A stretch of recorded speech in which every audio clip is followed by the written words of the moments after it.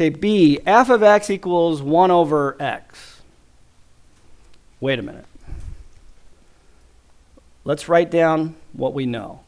We know that the sum from n equals 0 to infinity, r to the n is equal to 1 over 1 minus r, as long as r is between -1 and +1. Okay. So the idea is we want to write the given function, and we want to make it look like something in that form. R will involve x, but it won't usually be x, exactly x. But if we can write it in this form, then we can write it as a sum. That's the goal, to write it as a power series.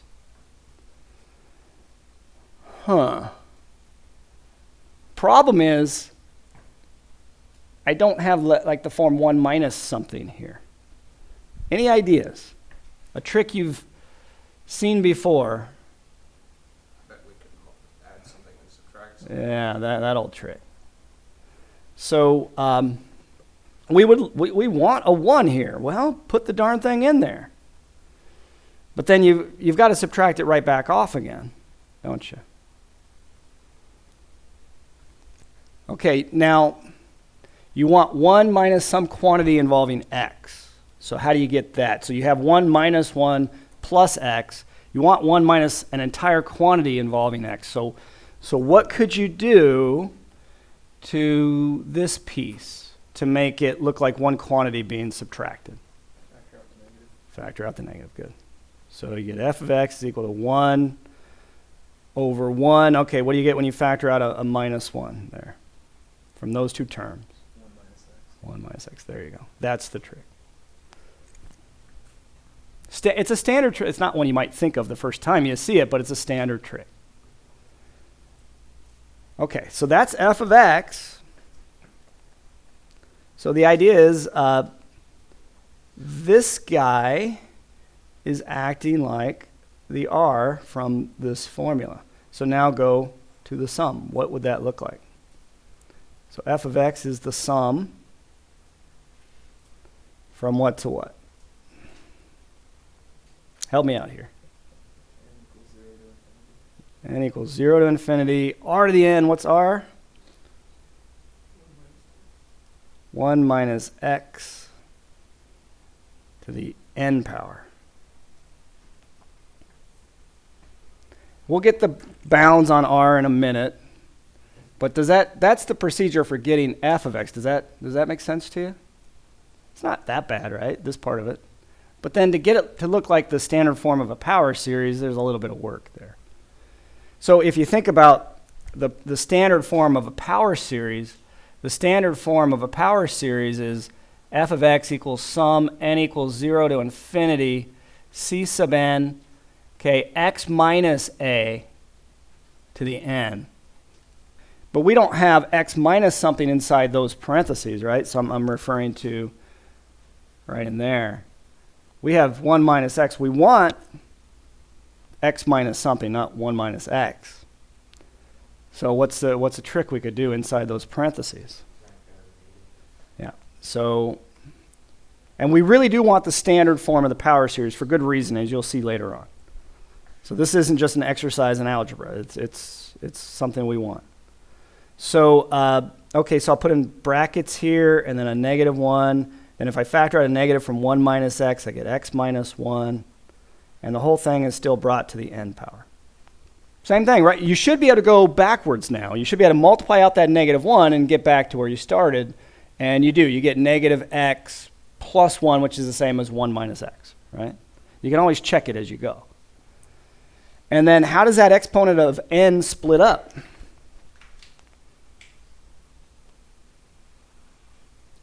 So it's the operation here is between the -1 and the x minus 1 is multiplication. So how does that split up?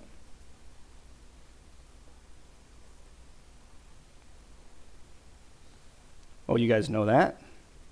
The exponent of n attaches itself to what? -1 and x minus 1. Yeah, so -1 to the n times x minus 1 to the n power. Now, does it look like this sort of format here?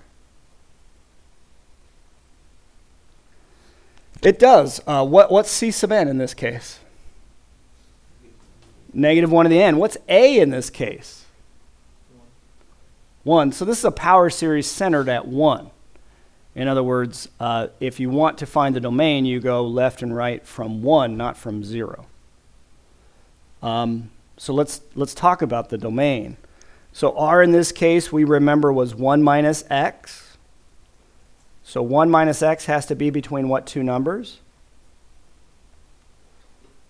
Well, yeah. Yep. So again, I'm just using this condition from for convergent power, or not just power series, geometric series. Now, can you solve this inequality? What are you going to get if you solve this inequality? If you keep negative x in the middle and subtract off 1, what does that get you? Negative 2, negative x is between negative 2 and 0. Now, how is that going to work if you multiply through by a negative? And then let's adjust it all at once. Yeah, does everybody see it? I'll go ahead and show the step one more time. If you multiply through by a negative 1, this becomes 2, but then this becomes greater than, x in the middle, this becomes greater than, and then multiply 0 by negative 1, that's still 0. But that you really want to think of it as an interval, so you put the smaller number on the left and just switch everything around, right?